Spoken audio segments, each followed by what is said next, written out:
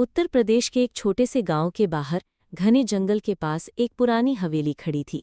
गांव वाले कहते थे कि ये कोई आम घर नहीं है।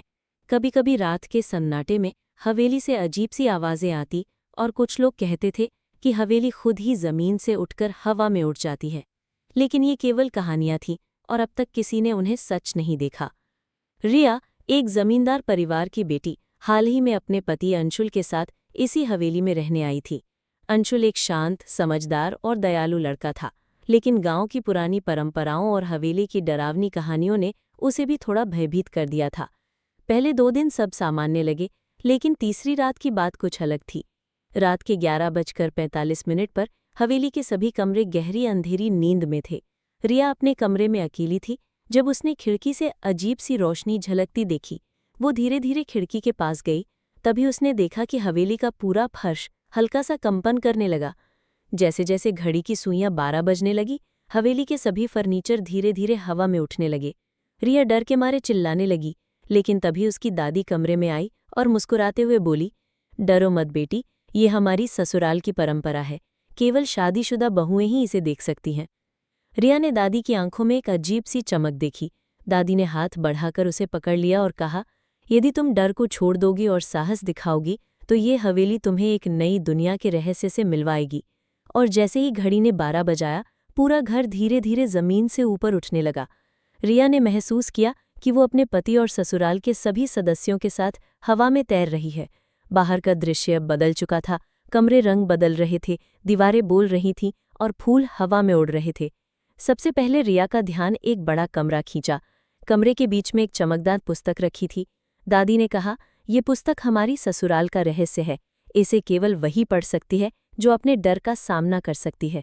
रिया ने हिम्मत जुटाई और पुस्तक खोल दी। पुस्तक के पन्नों में हवेली के पुराने रहस्यों का वर्णन था। लिखा था कि हवेली की आत्मा केवल उन लोगों को मानती है जो प्यार और ईमानदारी के साथ यहाँ रहते हैं। हवेली खुद ही रात के 12 बजे उड़ती है ताकि बहुएं उसके रहस्य को समझ सकें।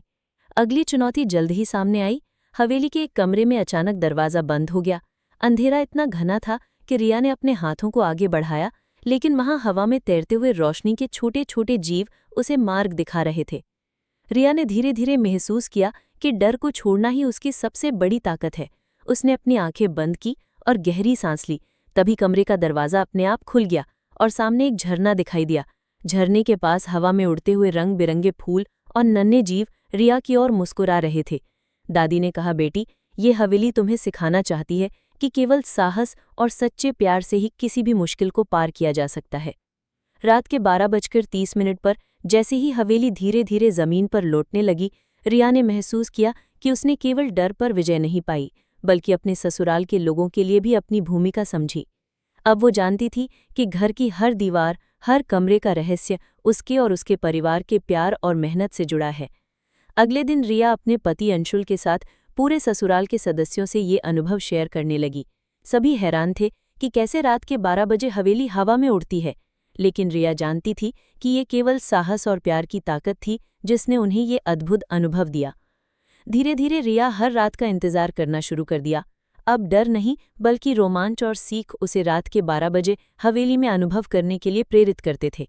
हवेली की उड़ान केवल एक रहस्य नहीं थी, बल्कि ये सिखाती थी कि साहस और सच्चे दिल से हर चुनौती को पार किया जा सकता है। और इस तरह रिया की कहानी गांव में एक मिसाल बन गई।